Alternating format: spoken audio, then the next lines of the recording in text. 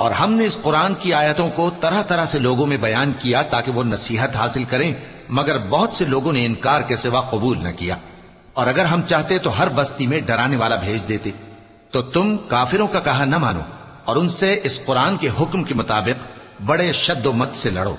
اور وہی تو ہے جس نے دو دریاؤں کو ملا کر چلایا، ایک کا پانی شیریں ہے پیاس بجھانے والا، اور دوسرے کا کھاری کڑوا، اور دونوں کے درمیان ایک پردہ اور مضبوط اوٹ بنا دی ہے۔ اور وہی تو ہے جس نے پانی سے آدمی پیدا کیا، پھر اس کو ددھیال، ننھیال اور سسرال والا بنایا، اور تمہارا پروردگار ہر طرح کی قدرت رکھتا ہے۔ اور یہ لوگ اللہ کو چھوڑ کر ایسی چیز کی پرستش کرتے ہیں کہ جو نہ ان کو فائدہ پہنچا سکے اور نہ نقصان،